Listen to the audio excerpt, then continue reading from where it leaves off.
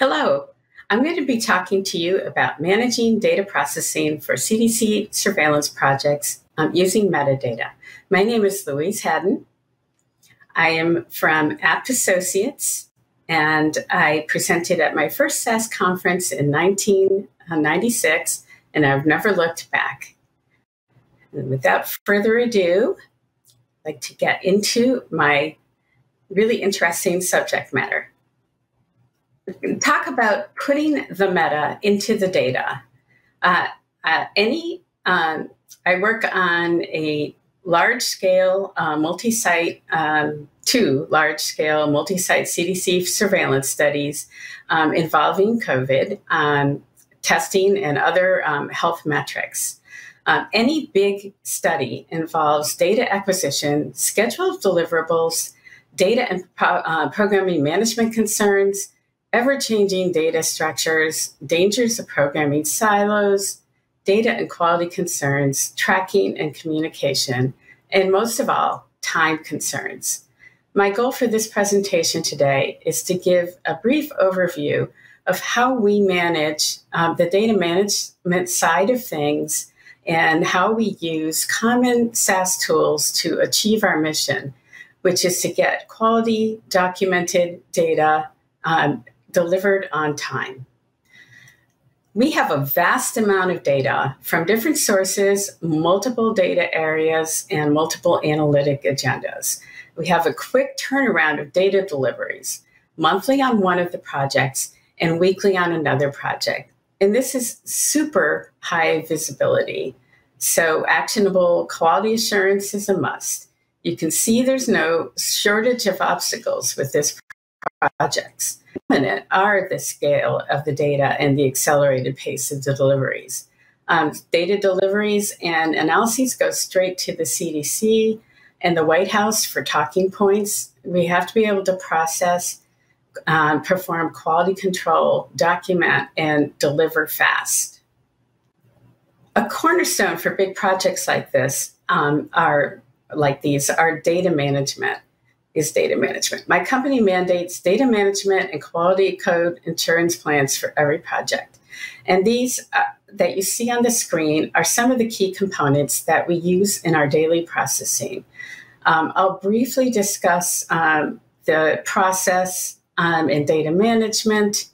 Of course, data dictionaries are vital to this discussion. And you'll see a number of examples of how we use data dictionaries to achieve our goals as we go through the presentation. So we use a variety of software systems. SAS is the primary, but we also use R, REDCap, which is where the survey data is stored, Stata, and SQL Server for various functions. Data dictionaries are key. We have data dictionaries in CSV from the REDCap survey data, and we maintain data dictionaries in Excel. We use control files, data step programming, including import, export, creating flat files and reading in flat files. We use SAS extensively, and our primary SAS procedures are proc format, proc compare, and proc contents. So both projects are with the CDC, involve different aspects of COVID-19, and the CDC is really heavily involved in the analytic planning and specifications. The EMR project has monthly deliveries, while the REDCap project has weekly to biweekly deliveries, and in rare cases, more than one delivery a week if there is something that the White House wants to take a look at. So results from the REDCap project go directly to CDC and the White House, so the stakes are very high, as I mentioned, in terms of quality assurance and rapid turnaround. The EMR project was designed to assess the effect of COVID-19 on pregnant women and children and had 3 sites across the United States. The REDCap project one of a number of different projects in-house, was designed to monitor the ongoing effects of COVID-19 pandemic on first responders in the US and has numerous sites and different REDCaps. If you're not familiar with it, REDCap is a browser-based, meta-driven EDC software and workflow methodology for designing clinical and translational research databases. Many institutions use REDCap to develop online surveys and databases. There are literally millions of projects using this resource. It definitely has a pretty clunky interface with regards to SAS, a little better with R, and we endeavor to make it work. Since we don't have a ton of time, we'll dive right into how we use SAS to help wrangle these COVID-related databases. For scenario one, we'll dive into data dictionary read-in and uses in labeling, formatting, etc. And for scenario two, we'll look at comparisons of data dictionaries and formats. The EMR study does feature prescriptive and descriptive use of data dictionaries to inform abstraction, drive processing, and create value labels programmatically. So data dictionaries for files based on electronic medical records, EMR, contain variables which represent an unknown number of COVID-19 tests for an unknown number of infants. There is no way to know in advance how many iterations of this COVID test variable will exist in the actual data files from entities. Additionally, there are separate data dictionaries for person-level and visit-level variables. These variables may exist for three different groups: pregnant women, postpartum women, and infants, with PR, PP, and IN prefixes, respectively. Thus, there are 6 files associated with 2 data dictionaries with thousands of variables in them, and these come from every site, and they come in from every site every month. So the data dictionaries are both prescriptive and descriptive. We use them to guide abstraction for the sites. We work with CDC to create the data dictionaries because they direct the kind of data that they want to get. So documentation is a key product of any programming task. We use data dictionaries to drive much of our processing, using the metadata contained therein to drive the provision of variable and value labels, assign variable prefixes, and split out subsets of files, as well as drive the creation of format assignment statements and reporting for the file subsets. Data dictionaries are provided to study sites who return extracted electronic medical record EMR data to us for processing. This is a screenshot of one of the data dictionaries, and this actually just shows one variable. Our goal is to import information from records in the data dictionary like this for different purposes. We want to create variable labels. We want to know what variables we expect to get from the sites. We create value labels or formats. We label, format, assignment, retain, and attrib statements, and SAS procedure statements, and we also use it to drive macro processing. We read in a separate tab workbook in the data dictionary and collect information to be used for variable names, labels, and value label, as well as other information used solely for data processing.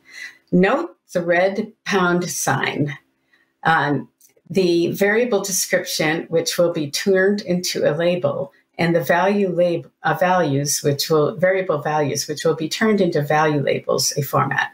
Challenges include multiple tabs, read in, specify ranges, cleaning up of special characters like tabs and carriage return. Anytime you read in an Excel spreadsheet, you risk having a lot of garbage in there, and you need to deal with that. because it can do unexpected things when you're processing in SAS.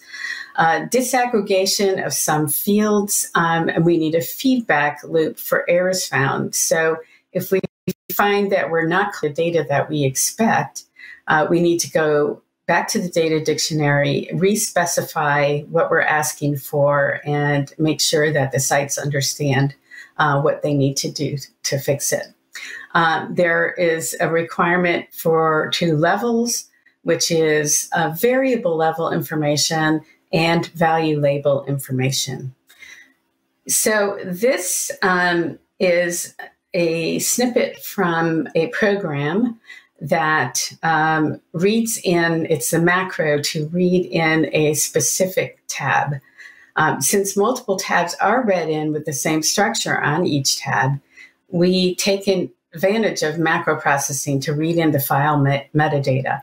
We use ranges in our proc import, and we store valuable metadata about our incoming data.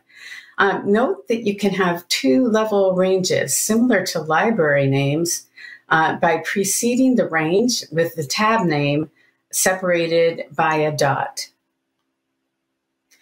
The length function, in order to create labels, the length function is used to calculate the length of variable.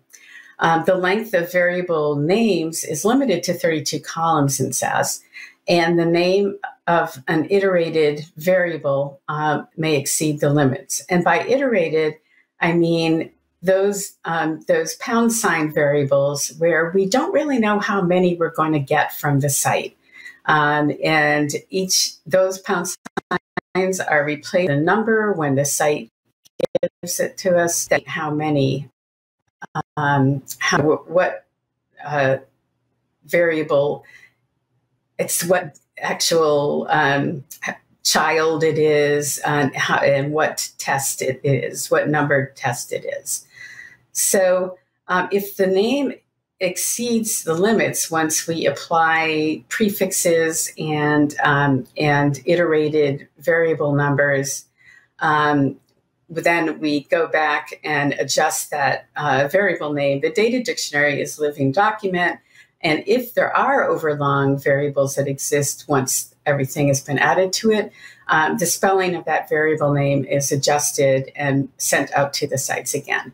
Identification variables are exempt from prefixes, and when files are processed, variables with the exception of ID variables have prefixes added that indicate what population the data is for: pregnant women, infants, etc. And those prefixes are added using the cat function. In preparation for dealing with the iterated variables, we use the index-C function to find pound signs in variables. And we use count-C to count how many times an iterated flag occurs in a variable. Additionally, label strings are created by concatenating prefixes and existing variable descriptions using the catx function. The catx function is used to add information as a prefix to the label, such as the month of data collection or the tab the variable came from in the data dictionary. The label string variable that is created at the bottom of the code snippet is a sentence that applies a variable label to a variable. When this is put out to a flat file, it can be included in a SAS program to label variables in a data set. It is relatively simple to replace a single iterator, in this case, a pound sign in a variable name.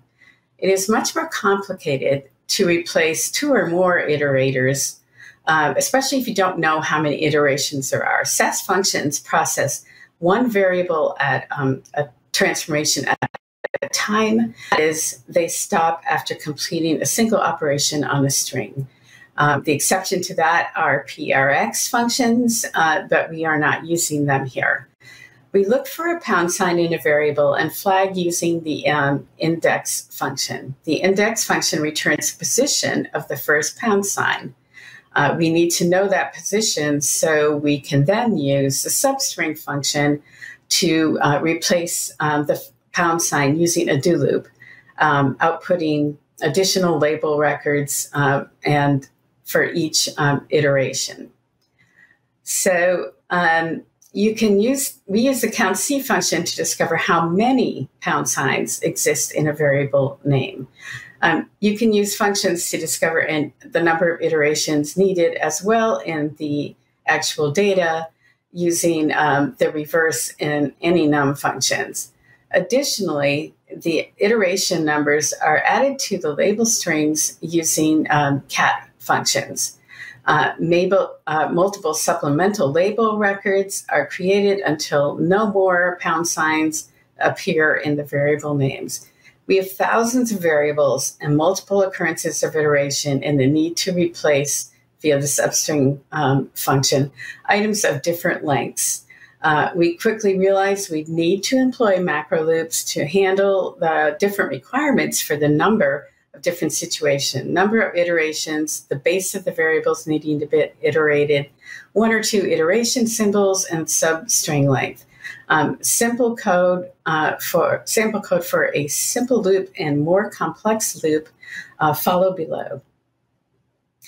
This is a simple loop for records with one iterator, the red pound sign, with iterations in a single digit. Maxiter determines the maximum iteration for the specified suffix for a single iterator.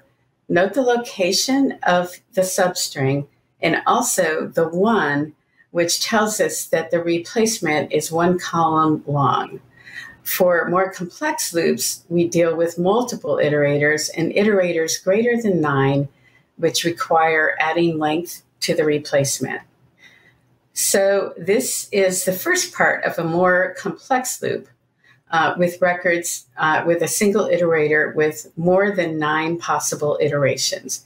This time we're adding some conditional logic in the macro to account for the need to replace a single-digit iterator or a double-digit iterator. This part of the loop covers up to 9 iterations, and on the next pages, we'll see how we deal with more than 9 iterations. For a more complex loop, if it's greater than 9, we still need to do the first 9. And you can see that we're doing that same substring replacement with a number of 1. And then on the next page, we go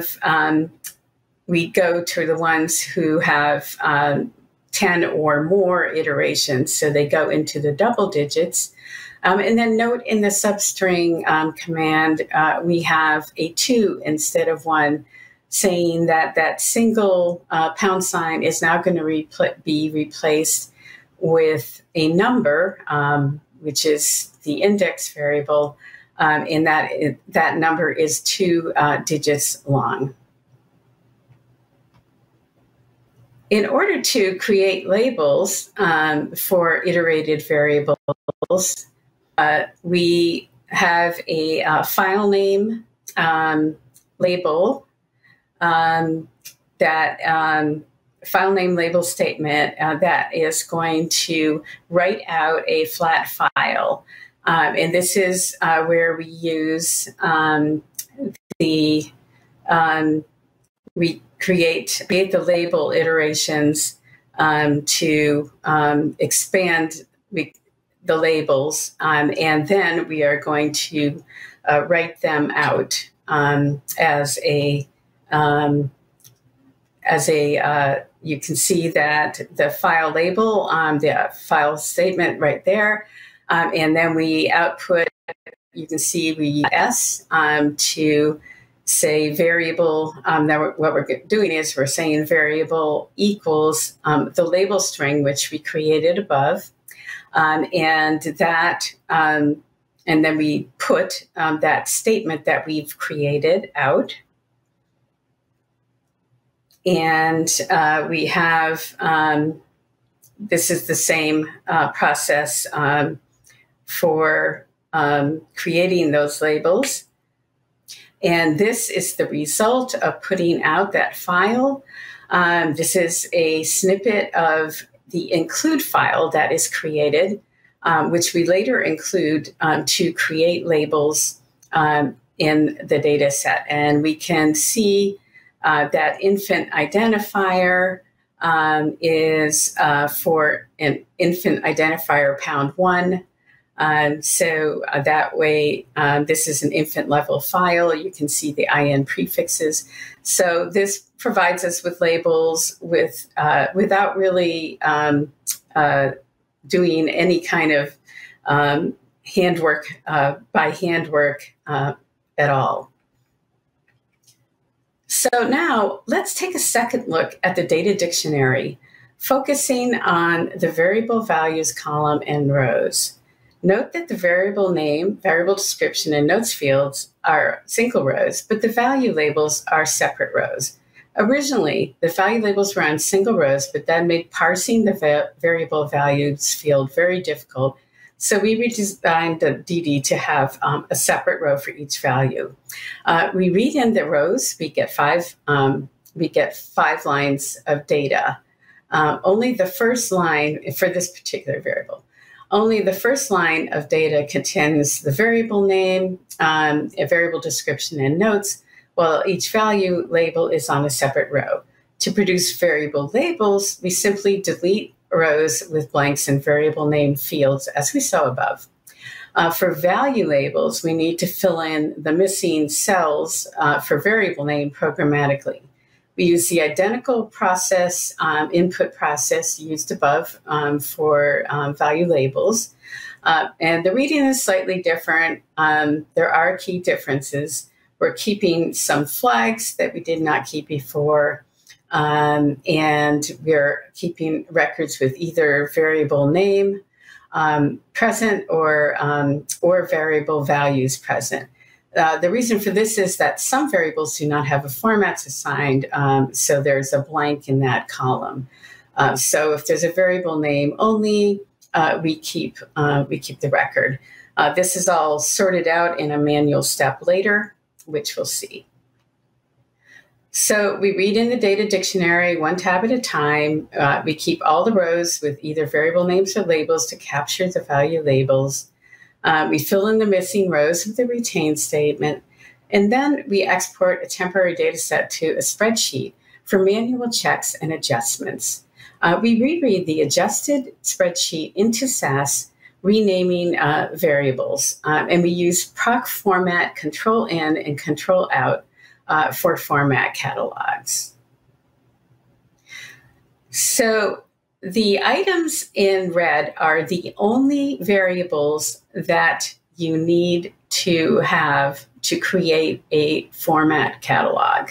However, we have some specialized formats, so we need to retain some additional variables such as HLO, which means high, low, other, and that's where in proc format, if you said other equals, HLO gives you that information.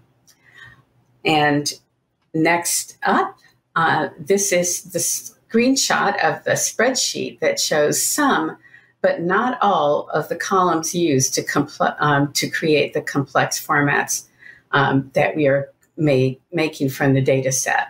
The spreadsheet output is reviewed carefully, any corrections made, and then it's re-imported for use in creating formats and assignment statements.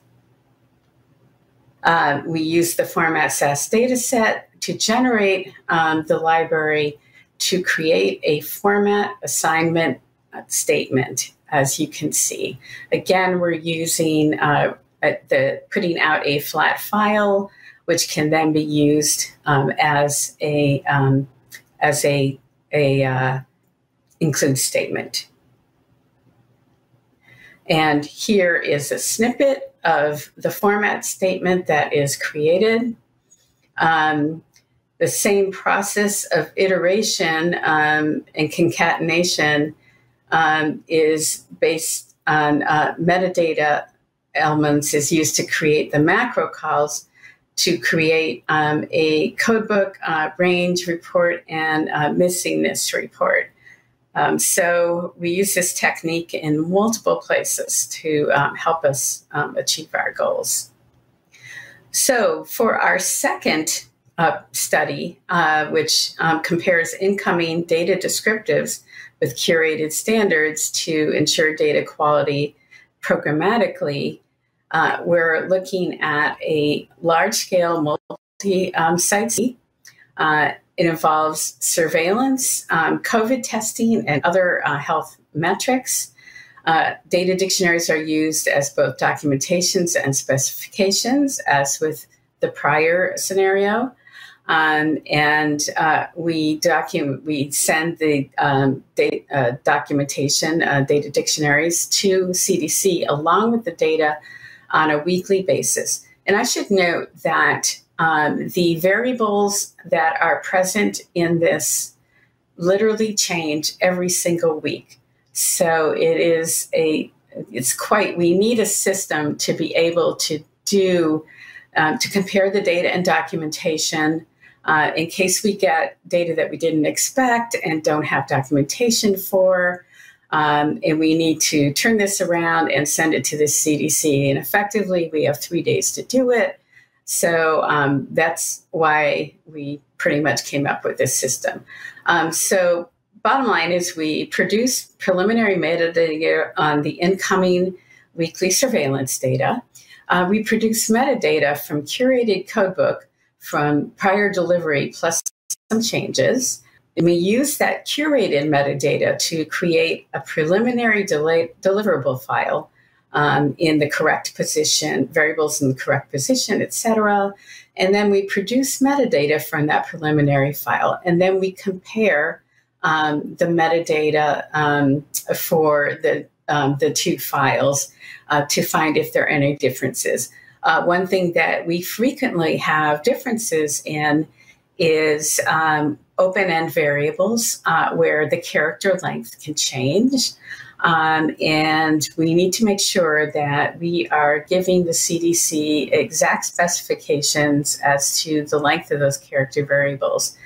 So this system allows us to find, discover, and correct those errors. So the weekly processing and hundreds of programs require the use of control tables to specify key elements, use of ODS output to documentation programmatically.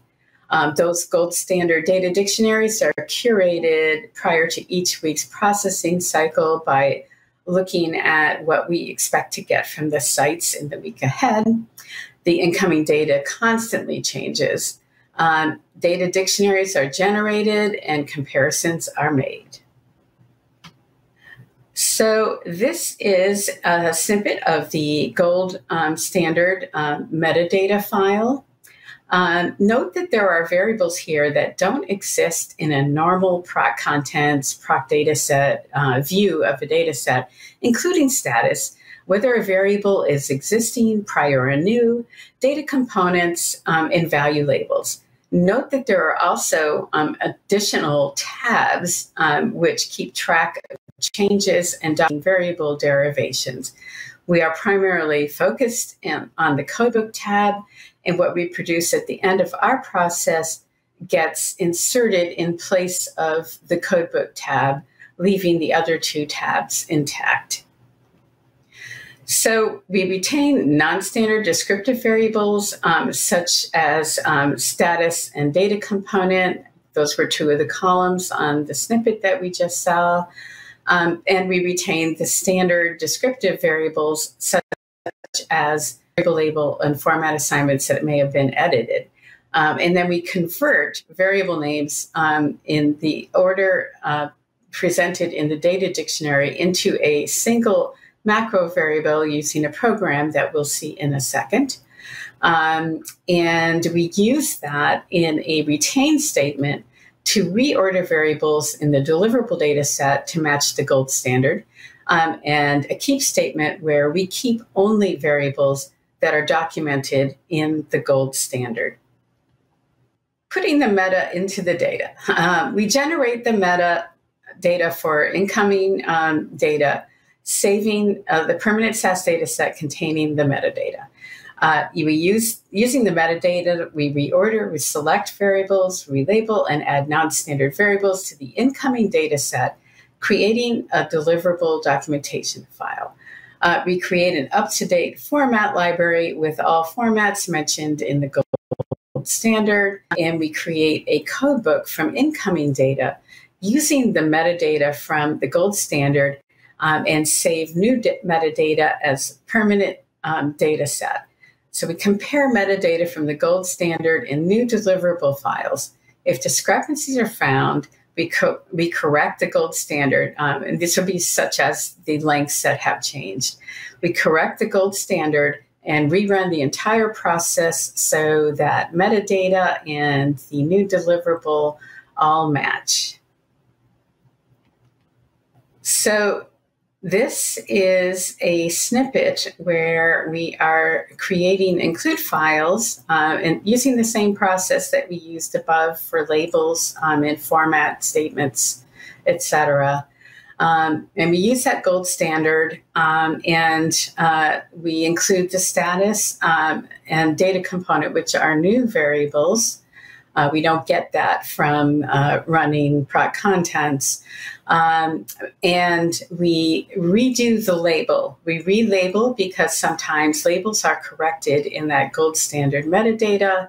The labels that we get in from the site are sometimes either too long or not very, survey labels tend to be not as informative as you would like, or otherwise they're too informative, as in they have the entire question in the label. So we take care of that. And we use the cat-s function, file input statements, to self-generate the SAS code. We use proc-sql to generate the macro list of variable labels in order. You can see that in the snippet to the side. We generate the formatted data set to produce a new codebook. Note that we don't deliver formatted data to the client. Generally, format catalogs do not translate well to other systems. But we do need to preserve that format assignment information so that they know if they want to format the variable, which format to use. And we do provide them with programs that create the formats.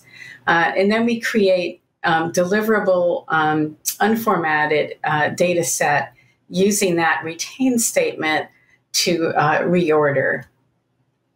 And the last step that we take, we do a format, we do some comparisons. And one is a comparison that looks at metadata information such as length of the variables.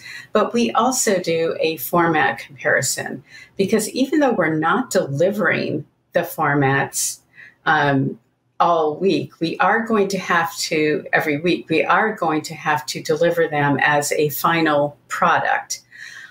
So we need to keep track of any discrepancies in between the formats that are coming in from the sites and the formats that we are maintaining as a gold standard. So what we do, we do a format comparison by converting a format catalog to a SAS data set using proc format control out, which you can treat as any SAS data set. Since each site can and does create their own formats, we have a lot of noise. We need to review that. So proc compare creates an output data set, and you can specify what you want in options. As you can see, I'm saying like out no equal, out base, out compare, out diff, no print. So all we're getting is the exported spreadsheet. And we look at that and we review it. So this helps us identify areas that we need to concentrate on in terms of correcting and consolidating the formats. As you can see, the master format data library, which has the site formats in it, has coded missing values, which we are not providing to the CDC, and some have different value labels, etc. And in conclusion, it is clear that using metadata to drive processing and quality assurance activities can be incredibly helpful and provide a valuable addition to one's SAS toolbox. I can attest to the fact that it would not be possible to make these weekly and monthly delivery deadlines for these projects without using these metadata techniques. I hope you will have some fruitful iterations with your metadata as well. This type of complex programming and processing is a team sport. I could not have created and implemented these techniques on my own. A very heartfelt thank you to team members of my projects at APT. Here is my contact information. Please feel free to contact me via email if you have any questions, suggestions, or if you want to know more about how we are using SAS to handle our CDC projects. Thank you for listening.